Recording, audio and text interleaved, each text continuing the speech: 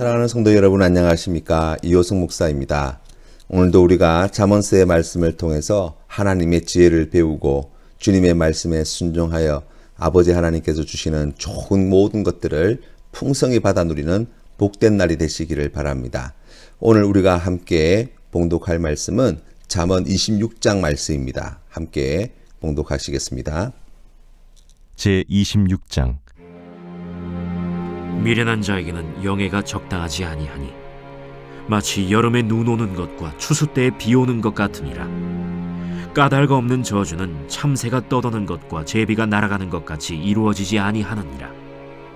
말에게는 채찍이요 나귀에게는 재갈이요 미련한 자의 등에는 막대기니라.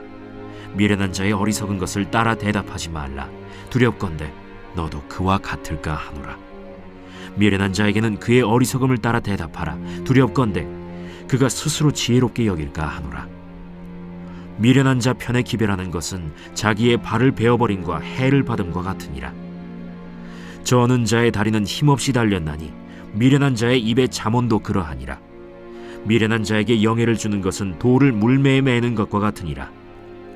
미련한 자의 입에 잠언은 술 취한 자가 손에 든 가시나무 같으니라. 장인이 온갖 것을 만들지라도 미련한 자를 고용하는 것은 지나가는 행인을 고용함과 같으니라. 개가 그 토한 것을 도로 먹는 것 같이 미련한 자는 그 미련한 것을 거듭 행하느니라. 내가 스스로 지혜롭게 여기는 자를 보느냐? 그보다 미련한 자에게 오히려 희망이 있느니라. 게으른 자는 길에 사자가 있다, 거리에 사자가 있다 하느니라. 문짝이 돌저기를 따라서 도는 것 같이 게으른 자는 침상에서 도느니라. 게으른 자는 그 손을 그릇에 넣고도 입으로 올리기를 괴로워하느니라. 게으른 자는 사리에 맞게 대답하는 사람 7보다 자기를 지혜롭게 여기느니라. 길로 지나가다가 자기와 상관없는 다툼을 간섭하는 자는 개의 귀를 잡는 자와 같으니라. 횃불을 던지며 화살을 쏘아서 사람을 죽이는 미친 사람이 있나니 자기의 이웃을 속이고 말하기를 내가 희롱하였노라 하는 자도 그러하니라. 나무가 다하면 불이 꺼지고 말쟁이가 없어지면 다툼이 쉬느니라. 숯불 위에 숯을 더하는 것과 타는 불에 나무를 더하는 것 같이 다툼을 좋아하는 자는 시비를 일으키느니라. 남의 말하기를 좋아하는 자의 말은 별식과 같아서 뱃속 깊은 데로 내려가느니라. 온유한 입술에 악한 마음은 낮은 은을 입힌 톡이니라. 원수는 입술로는 꾸미고 속으로는 속임을 품나니 그 말이 좋을지라도 믿지 말 것은 그 마음에 7가지 가증한 것이 있음이니라. 속임으로 그 미움을 감출지라도 그의 악이 회중 앞에 드러나리라. 함정을 파는 자는 그것에 빠질 것이요 돌을 굴리는 자는 도리어 그것에 치이리라. 거짓말하는 자는 자기가 해한 자를 미워하고 아첨하는 입은 패망을 일으키느니라.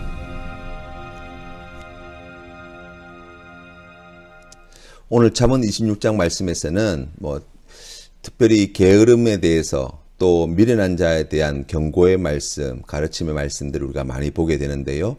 그 가운데에 오늘은 특별히 11절, 12절 말씀을 우리가 조금 깊이 묵상해 보도록 하겠습니다. 11절 말씀에는 개가 그 토한 것을 도로 먹는 것 같이 미련한 자는 그 미련한 것을 거듭 행하느니라 말씀하고 있습니다. 옛말에 하룻강아지 범 무서운 줄 모른다는 말이 있습니다. 하룻강아지가 용감해서 호랑이 앞에서 까부는 것이 아니죠. 하룻강아지는 호랑이가 자신을 잡아먹는다는 사실을 잘 몰라요.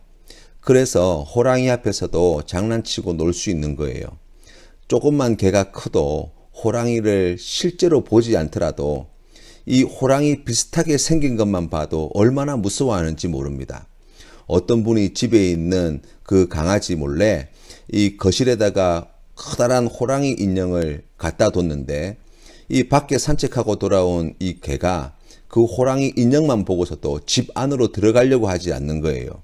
무서워서 몸을 바들바들 떨고 앉아 있더라는 것입니다. 그 인형을 쳐다보지도 못하고 있더라는 거예요. 왜냐하면 그 호랑이를 너무나 무서워하기 때문이라는 거예요. 우리가 미련하다고 하는 것은 꼭 알아야 되는 것을 모르는 것을 이야기하는 게 아니에요. 무슨 말씀이냐면 모르는 것은 무지하다고 이렇게 설명합니다. 하지만 미련하다는 것은 거기에서 한 걸음 더 나아가는 거예요. 미련하다는 것은 생활 방식과 삶의 태도에 문제가 있다는 것을 말합니다. 알고도 행하지 못하는 사람을 뜻하는 거예요. 그래서 오늘 말씀에서와 같이 좀 전에 몸에 맞지 않아 토한 것을 도로 먹는 것을 계속해서 반복하는 것, 이것을 미련한 자라고 이야기하는 거예요. 나에게 아픔이 되고 고통이 되고 어려움이 되고 힘이 되고 손해를 보고 하였음에도 불구하고 그 일을 버리지 못하고 계속해서 하는 것, 그게 바로 미련하다고 말씀하시는 거예요.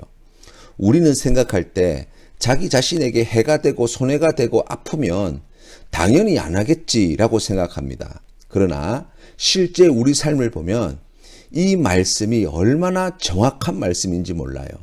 나쁜 줄 알고도 행하는 일들이 너무나 많이 있다는 사실을 우리가 깨닫게 됩니다.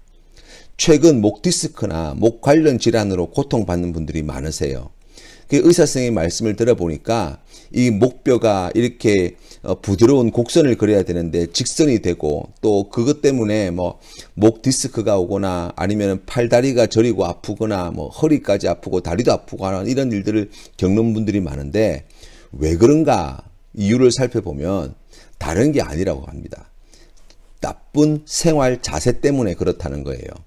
예를 들면 우리가 자주 사용하는 컴퓨터나 스마트폰 이런 것들을 맨날 이렇게 들여다보고 있다가 자세가 나빠지면 몸의 근육에 무리가 가게 되고 그 무리가 가게 되면 거기에 또 적응하기 위해서 몸이 바뀌어진다는 거예요. 그래서 거북목과 같은 그런 현상들이 나타난다는 것입니다.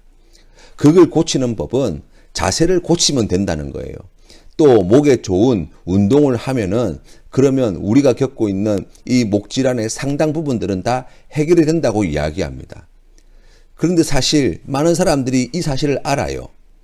이 사실을 알고 있고 이것을 바꾸기만 하면 내가 겪고 있는 이 목 통증, 몸에 있는 통증의 상당 부분을 해결할 수 있다는 것도 우리가 다 압니다. 그런데 안 하는 거예요. 스마트폰을 계속해서 들여다보고 있는 거예요.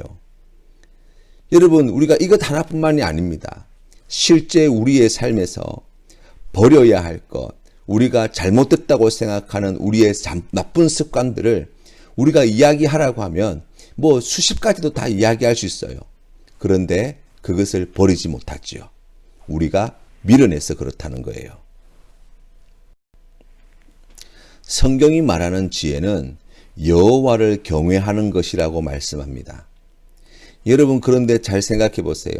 하나님을 경외하는 것이 왜 지혜가 됩니까?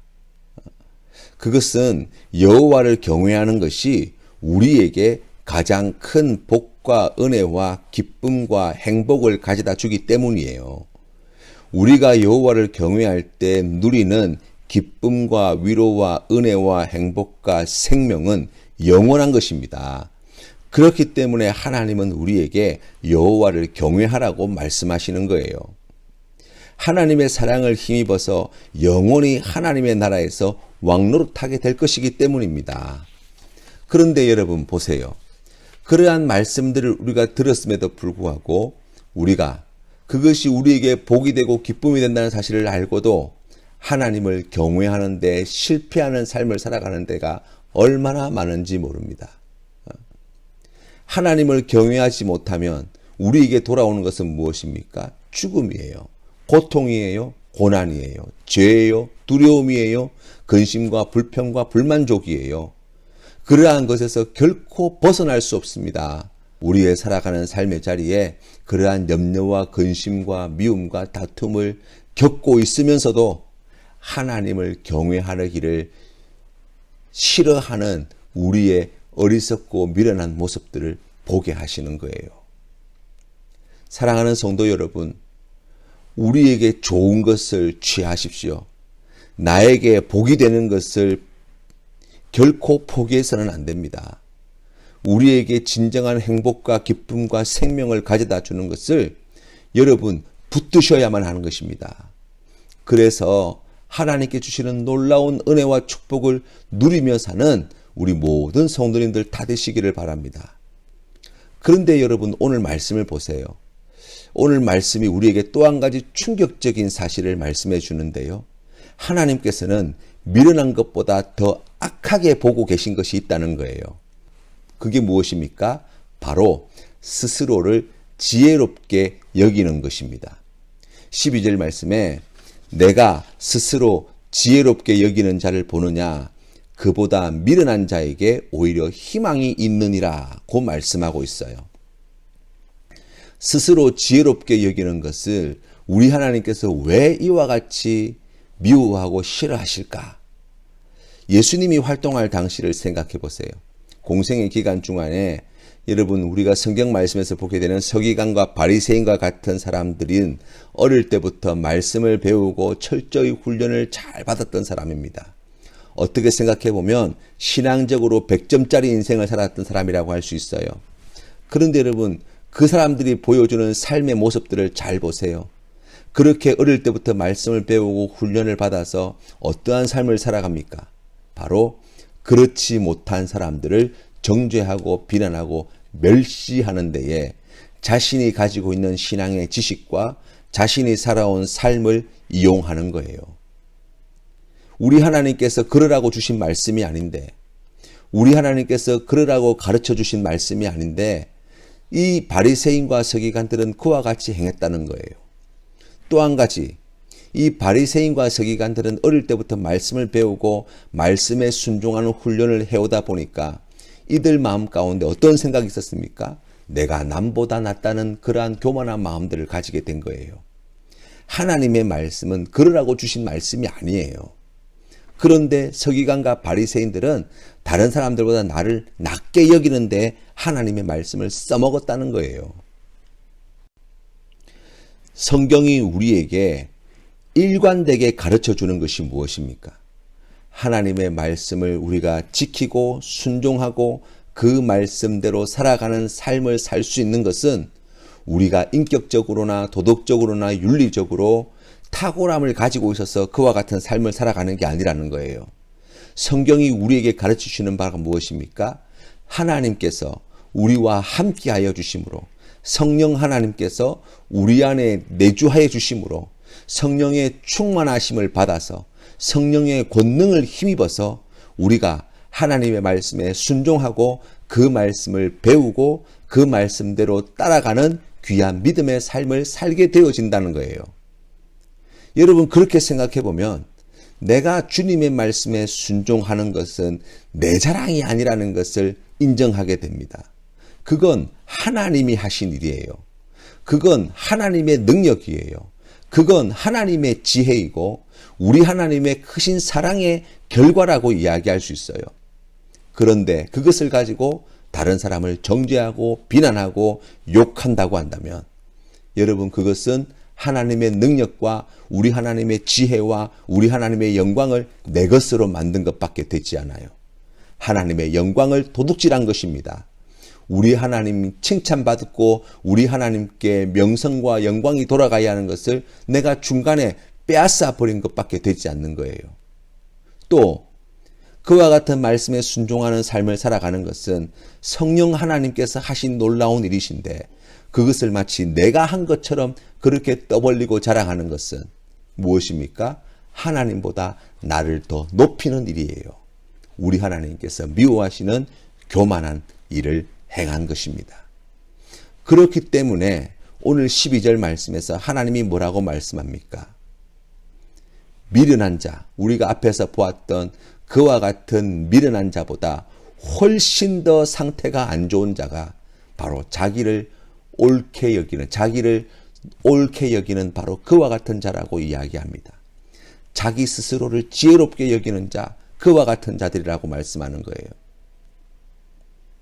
사랑하는 성도 여러분, 오늘 우리가 살아가는 삶을 살아갈 때 우리가 그럼 어떻게 살아야 합니까? 라고 이야기하면 하나님의 뜻은 분명합니다. 내가 얼마나 옳은지, 내가 얼마나 똑똑한지, 내가 얼마나 많은 일을 행했는지 그것 드러내는 인생이 되어서는 안 된다는 거예요.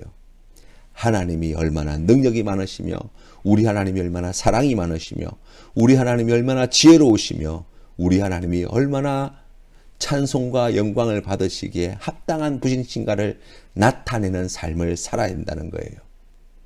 우리가 그것을 위해서 살게 될 때 우리의 인생 가운데 어떤 자유를 누릴 수 있습니까? 하나님 앞에 우리가 얼마나 미련하고 어리석은 자인가를 우리가 떳떳하게 이야기할 수 있는 거예요. 왜 그렇습니까?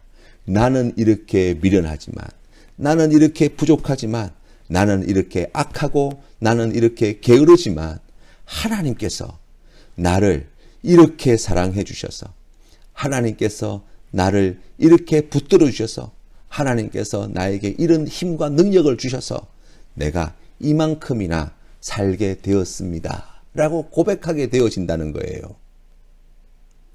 사랑하는 성도 여러분, 하나님을 높여드리는 귀한 믿음의 삶을 사시기를 바랍니다. 우리 하나님께 영광 돌려드리는 귀한 믿음의 삶을 사시기를 바랍니다. 많은 사람들에게 우리를 통하여 일하시는 하나님의 그 놀라우신 지혜를 드러내는 귀한 성도님들 되기를 바랍니다. 그리하여서 우리를 통해서 많은 사람들이 하나님이 얼마나 지혜로우시고, 우리 하나님이 얼마나 사랑이 많으시고, 우리 하나님이 얼마나 위대하신 하나님이신가를 알고 하나님께로 더 가까이 나아가는 놀라운 역사가 있는 오늘 이 하루의 삶이 되시기를 주님의 이름으로 축원합니다. 오늘 우리가 함께 부를 찬송은 찬송가 214장입니다. 나 주의 도움 받고자 함께 찬양 드리겠습니다. 나 주의 도움 받고자 주 예수님께 빕니다. 그 구원 허락하시사 날 받아주소서. 내 모습 이대로 주 받아주소서. 날 위해 돌아가신 주 날 받아주소서. 큰 죄에 빠져 영죽을 날 위해 피 흘렸으니 주 형상대로 빚으사 날 받아주소서. 내 모습 이대로 주 받아주소서.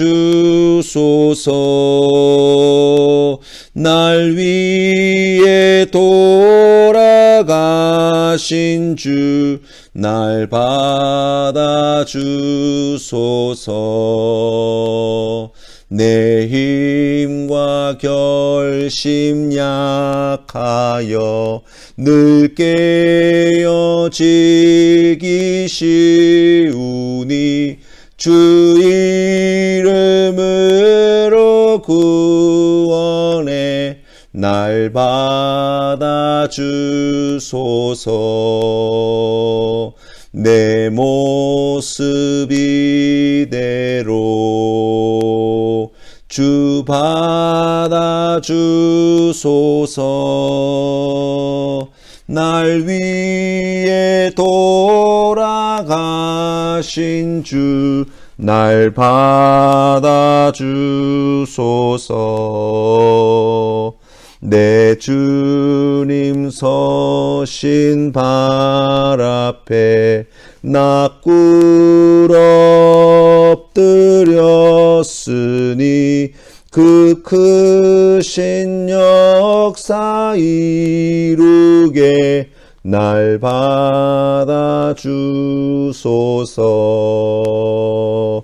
내 모습 이대로